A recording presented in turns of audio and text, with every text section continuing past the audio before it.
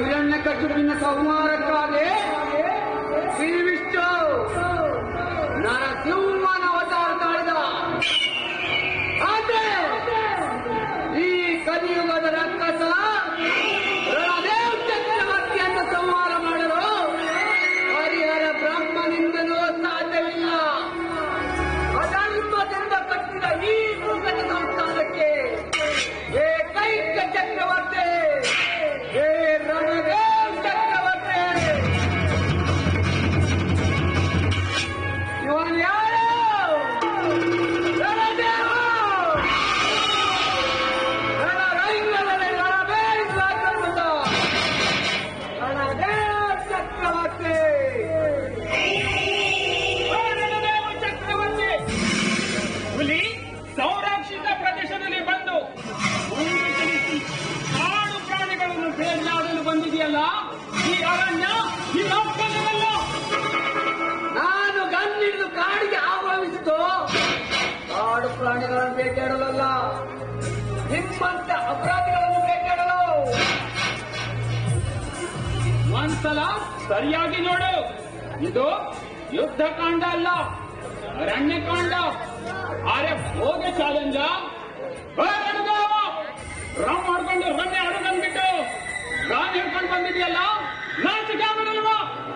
ಗಜವದನ್ ಗಿರ ಸುತ್ತಿಸಿರೋ ಏನು ಒಳಗೆ ಅರಣ್ಯವು ನಂದೆ, ಸಮುದ್ರವು ನಂದೆ. ಇದೇ ತರಟಾಯ ಹೊಡೆದ ರೌಡಿಗಳನ್ನು ಇದೇ ಅರಣ್ಯದಲ್ಲಿ ಅಟ್ಟಾಡಿಸಿಕೊಳ್ಳುತ್ತವೆ. ನಾನೇನು ಸಾಕು ಅಂತ ತಿಳಿದಲ್ಲ. ಕಾನೂನು ಮುರಿಯಬೇಕಾದರೆ ನಾವು ಕಾನೂನು ಮುರಿಯಲೇಬೇಕಾಗುತ್ತದೆ. ನಿನ್ನ ಇತಿಹಾಸ ನನಗೆ ಗೊತ್ತಿಲ್ಲ ಅಂತ ತಿಳಿಬೇಡ. ನೀನು ಅರಣ್ಯ ಉತ್ಸವದಲ್ಲೂ ಕರ್ತವ್ಯಕ್ಕೆ ದೋಷ ಮಾಡಿ ಅರಣ್ಯ ಬೋಳಿಸಲು ಪ್ರಾರಂಭಿಸಿದೆ. ನಿನ್ನ ಕದ ತೋರಿಸಿ ಭೈರವಿಗೆ ಮೋಸ ಮಾಡಿಬಿಟ್ಟೆ. ಸತ್ಯಲ್ವಾ? ಸಾಕಿ ತೊಟ್ಟ ಮೇಲೆ ಈ ಗಜವದನ್ ಯಾರು ಗೊತ್ತಾ? ಮದ ಗಜ. ಗಜಕ್ಕೆ ಮದವೇರಿದ ಮೇಲೆ ಎಲ್ಲವೂ ಸರ್ವನಾಶ. ಗಜವದನ್ ಕಾಪಿ ಕಳತಿ ನೀನು ನನಗೆ ಸಹಾಯ ಮಾಡಿದರೆ ನಿನಗೆ ಸಿಗುವುದು ಸ್ವರ್ಗದ ಇಂದ್ರನ ಪಟ್ಟ.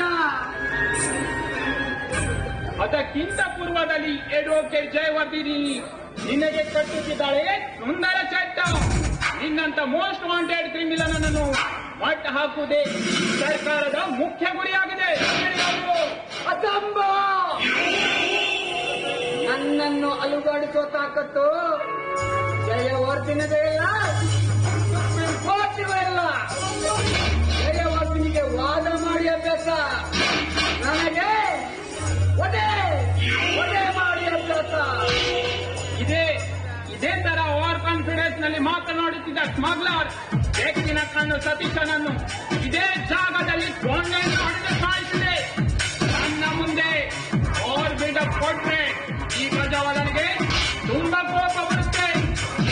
ಹೊರಟು ಹೋಗಬೇಕು. ಸಾರಿಗದಲ್ಲಿಲ್ಲ ದಾಸನನ್ನ ಜಾಗಟೆಗೆ ಎದುರ್ತೀನ. ಇಂಪಾಸಿಬಲ್. ಇವನ್ ಯಾರು?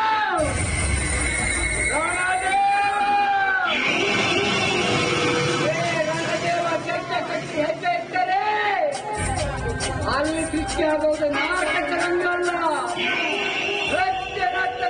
ರಣರಂಗ. ಅಕ್ಕ ಕಿಂಗರಣಿದೇವ ಗಜವದನನ್ನು ಮುಂದಿರೋದು, ಗಜಮುಖ ಹಿಂದಿರೋದು, ಗಜಪಡೆ. ಏನ್ ನೋಡ್ತಾ ಇದೆಯೋ ಖಂಡಿತ ನಾನಲ್ಲ. ನಿಮ್ಮ ಕಣ್ಣಿಗೆ ಏನು ಕಾಣುವುದು ಅದು ಖಂಡಿತ ನಾನೇ. ಗಜವದನ್ ರೇನ್ ಫಾರೆಸ್ಟ್ ಆಫೀಸರ್ ಗಜವದನ್.